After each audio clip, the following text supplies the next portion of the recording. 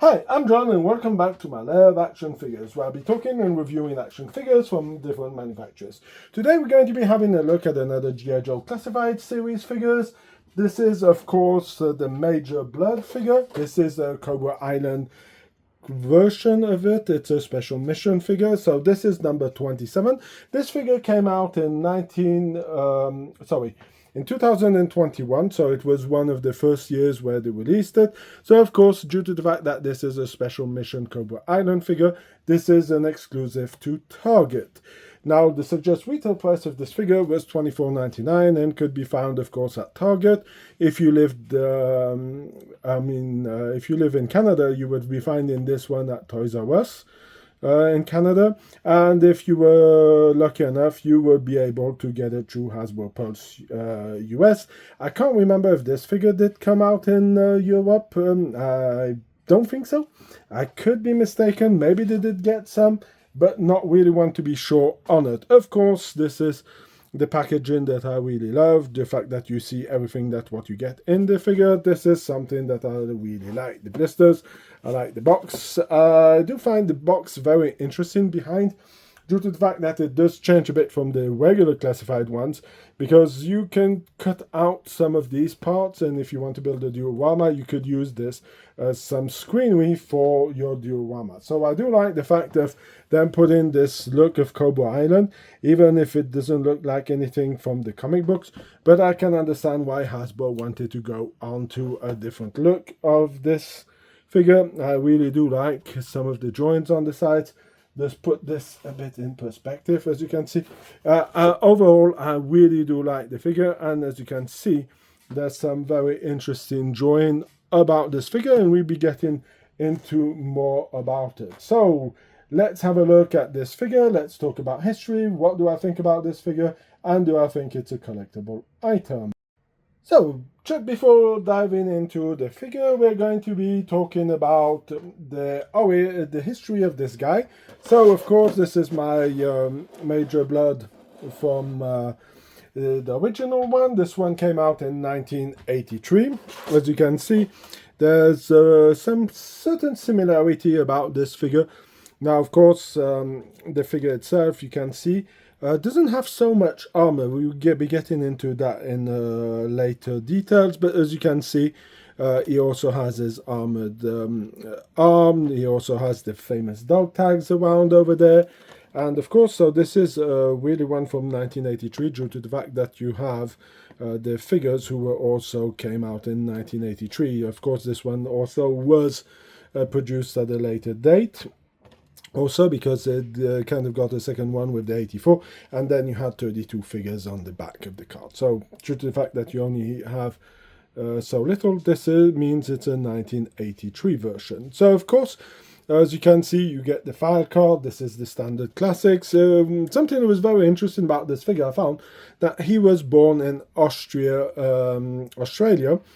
down under for the English, and this was something interesting. Also found it very interesting that they decided to make him part of the Australian Special Air Service, or the SAS from Australia.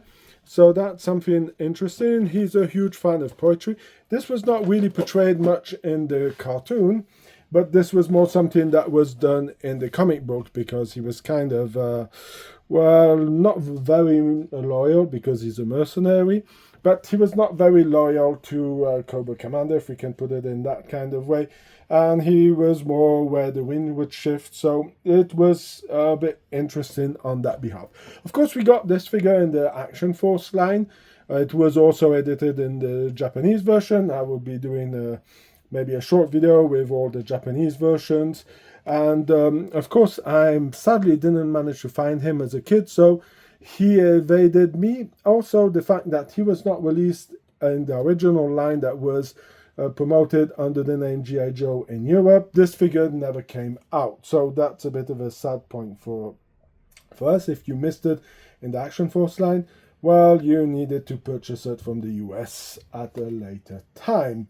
So that we have finished with the history, let's have a closer look at the figure itself, and let's talk about it. Now, of course, when we're looking at the figure, of course, you can see nearly everything that you get in the figure, but let's have a closer look at the figure itself. So of course you have Major Bludd. You can remove the dog tags, who is an interesting item. You have the backpack. You have, of course, the two missiles that go to the backpack. You have a super duper gun over here. And you have, of course, the missile launcher. And, of course, we have the helmet. Now, if we take a closer look at the figure, as you can see, he does have a lot of metallic arm parts. Now, when I'm looking at this reminds me more of Metal Gear vibe than more of what they wanted to go for the original figure. As you can see, the head sculpt is pretty interesting. Now, he doesn't have a regular eye patch. It looks like he suffered a bit more damage with some more scarring on his head, as you can see. But this looks to be more of an electronic system, so I guess it must give him some extra laser pointing and give him a bit of a better accuracy on the figure. As you can see, the armor itself is pretty self-explaining. It seems to be a bit more heavier than what they did on the original figure. As you can see, these arms are the ones from the original Cobra Trooper also. So Hasbro did start reusing a lot of parts, but we're not going to complain about it due to the fact that this was already done. The upgrade looks pretty interesting, even if it does have a lot of Metal Gear. Now, when I'm looking at this figure, I cannot stop thinking that Hasbro, again, did inspire himself a lot about what Sideshow did. So here is my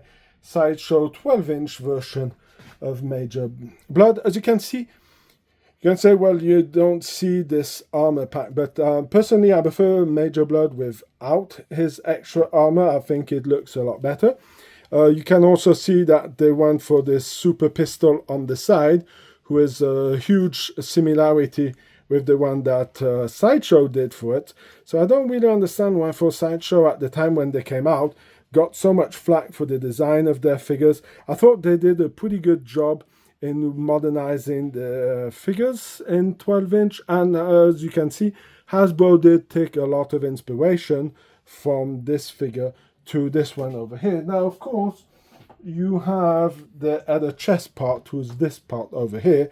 And as you can see, there's a lot of similarities. So there's clips like this.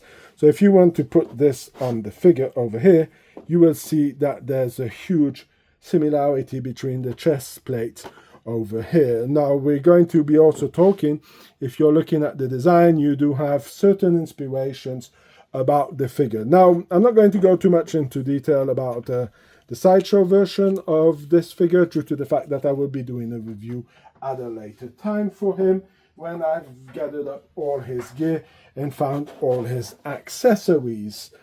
So now that we have this done, let's have a look at the value of the figure and what are my final. So of course we're going to go on to the part where we're going to be talking about what do I think about this figure, and of course, do I think it's a collectible item? And the answer to the collectible part is yes, this is definitely a collectible item. It was very hard to purchase. Target did have some kind of problems of being able to order this figure on their website. They seem to have a tendency of selling out so fast that you didn't even have time to sneeze, that all of them were sold out. Some people were talking about bots and they were ending up on eBay. A lot of people were not very happy at the time that this figure came out.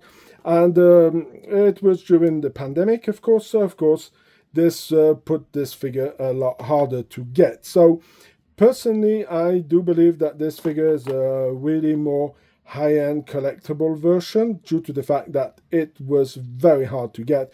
And you can see on the secondary market that there's a lot of hard time finding it at a decent price. I think he's more selling around $60 to $80. So of course, this puts him as a bit of a more expensive figure.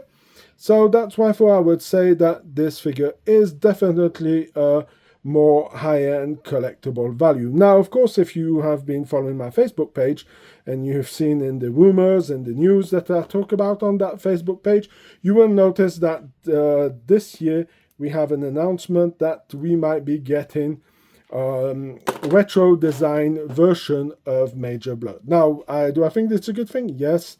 Is it going to be better than this version? I guess it's going to be exactly the same.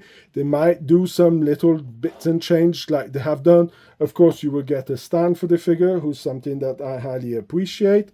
So yeah, I do think, even if the retro line comes out, I don't think this figure is going to lose any money, and I really think that it's a good investment if you can find it and keep it. It's always going to be a good seller. Cobra does have a tendency of being very researched on the secondary market. So let's get into my final thoughts and the end of this video. So my final thoughts about this figure. I do like it. I do think that they did a pretty good job in recreating the figure. They modernized it, again based on the Sideshow one, and really did something pretty neat. Now, as a part, I'm going to give this a 9.5 out of 10. I really do think that the figure is really great. I'm not a big fan of giving 10 out of 10, but I do think that Hasbro did what was necessary to recreate a figure based on the original figure, and they really did an awesome job. The head sculpt looks good, everything really looks good on the figure. The articulations are pretty good. He's not too flimsy. For the figures who came out in 2021, they do have a huge problem. I'll be making a video about the articulations of this figure because I don't want to include them in the review. I mean, if you buy classified figures, you will have mostly known about the articulations and know how the figure works, and you'll be more interested in how the general figure looks. But this is why I'm going to give it a 9.5 out of 10. Really, Hasbro did a good job about it. I'm not going to talk about the problems of the being able to get this figure, that it was hard to purchase. This has nothing to do with the figure. This has more about to do with your luck and being there at the right moment to get this figure. So that's going to be it for the review of the Major Bludd from the Classified series. If you like this kind of video, please leave a like, share, comment in the section. If you have any ideas or you want any suggestions, you can write them down in the comments. You can also go and check out my Facebook page, Instagram page. The links are in the description of this video. Until then, I hope you have a fantastic day, and I hope to see you in my next video. Bye!